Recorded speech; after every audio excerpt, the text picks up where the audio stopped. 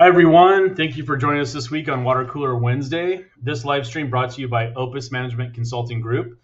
Make sure you visit our website at www.opusmanagement.us. While you're at it, if you find value in today's stream, we appreciate you following us on social media: Facebook, Instagram, Twitter, YouTube, LinkedIn, or simply tell a friend about our stream. This live stream is about topics trending in apps, ERP systems, social media, marketing, all pertaining to the Opus management divisions of Opus Apps, X Apps, and digital workplace designs. Each week, we'll deliver the best topics or business expertise of the industry. My name is Jeff Bodker. I'm client account consultant for Opus Management. So let's get started. Today's topic is emerging tech. So emerging tech, what's the first thing you think about, right? Some people think about going into maybe like a Best Buy, or back in the day, they used to have this place called Fry's Electronics. I don't know if they have that anymore, but you would go in and it was all the latest and greatest tech stuff, from lighting to phones to televisions, radios, all of those gadgets and things like that. But technology will shape the future of our lives, both in personal and business, from AI, automation, text, and even to drones. So by now, we've all heard about what AI stands for, right? Artificial intelligence. Hollywood's made movies with this. We're seeing advances in tech that have shaped the way we go about our daily lives. And there's robots that are being produced right now in other countries that have taken over some of the jobs, such as greeting. Some people have banking, where they walk into a bank and there'll be a greeter there. And instead of having a person, there'll just be a robot there, and then they'll ask you some questions. But we've been using some form of a robot in banking for years. We've been using ATMs. So it's just sort of evolved into the robot. There was one robot recently created named Sophia. If you have taken a look at that on YouTube, they call her a humanoid, and she uses face recognition to interact with a database to store information. I'm not sure I'm ready for that, but it would be cool to see in my lifetime. A new study found out that there's so many security cameras now, right? So think about just your daily life. You're driving to the store, or you're driving to get gas, or whatever the case, and the average American is caught on camera 238 times a week. Think about that, 38 times a week. That's 34 times a day. So if you're somebody that is not working remote and you're out there working a certain job, it can be up to 1,000 times per week. So just going, think about, like, you go to Starbucks, there's a video camera. You go to a stoplight, there's a video camera. There's surveillance. There's people's with their Nest Cam.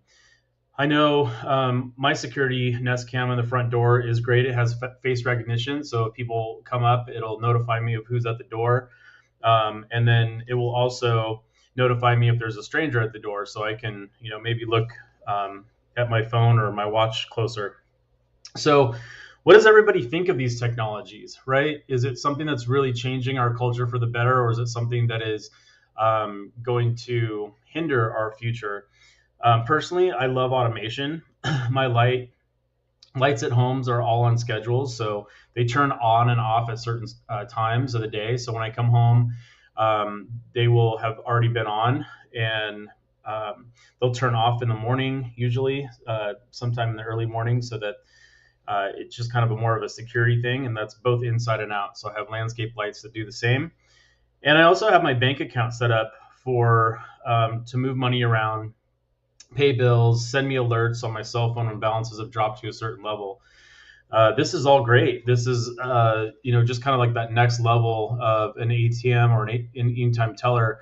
Instead of going to the actual machine, our machines are now our cell phones, right? We're just picking up our cell phone and doing all the things that we used to do on an ATM right from the convenience of our cell phone, wherever we have access to the internet. So I guess the next question is, are we ready for a self-driving car?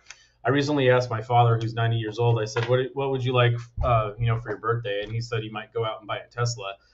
And I said, well, Dad, if you just wait a few years, there'll probably be a self-driving one, which sounds pretty cool, right? But again, I don't know if he's ready for that. I don't know that our society is ready for that, if we have to have self-driving cars and people that are driving on the road as well. Not sure how a computer would interact with a human having a moment, if you will. So, kind of thinking about how texting has changed our culture, right? In so many areas. I saw a meme once that said, you might have seen it already as well. It was kind of around the time that Home Alone was created. If texting was around, they wouldn't have a plot, right? Because then Macaulay Culkin would just say, "Hey, mom and dad, I'm safe," and that would be the end of the story. But texting has changed the way we interact. Just from even just a simple thought that maybe 20 or 30 years ago we would have sent an email out. Now you can just send a text message and it will get to them instantaneously.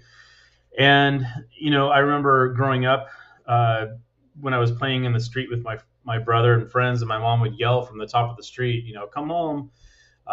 Again, I don't even know if kids play in the street anymore, but additionally, people would just text you, and there would be the end of it. So, drones. To talk about drones a little bit, drones are used for real estate to showcase houses. I remember when my childhood home was put on the market a few years ago, and there was these camera angles that were just incredible. They showcased the pool and the jacuzzi and all the yard and everything. Pictures I've never seen in angles. It was all done by a drone to showcase for the website to sell the home. And I know that movies and television have been using these to document different events along the way. Weddings are now filmed using drones and special events. And then as of late, a few years ago, when I was living in a condo on the other side of town, I was just sitting on my second story working away, and it was during the pandemic, and there was a buzzing noise that I heard, and I looked over and there was a drone just kind of flying and I guess looking around, and it said police department on it. So they're using these to patrol the area, and I actually called the police department to make sure that was theirs, and they said yes, they're using drones now to patrol areas and things like this. So companies probably want to use drones to transport goods. I'm not sure that would fly, pun intended, because there's so much risk involved, right? Theft for coming to mind for one, and just having our air traffic. It would be strange to look outside and see a bunch of drones flying around, delivering Amazon packages and whatnot. But maybe in the future they'll find a way to do it securely. But for now, I'm okay with the doorbell and having Amazon deliver a package that way. So, what emerging tech would you like to see? What do you think? What is your prediction in the future? If we look back at one of my favorite movies, and I've said this before on this segment, is Back to the Future 2. When you go in, you kind of see what the future's like 30 years from 1985, and they have using thumbprint technology, which we have.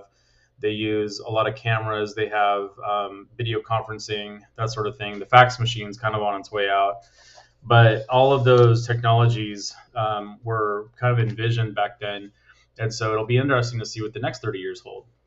Thank you so much for joining me today on this Water Cooler Wednesday. Again, my name is Jeff Bodker, and I look forward to seeing you next week. Have a great day.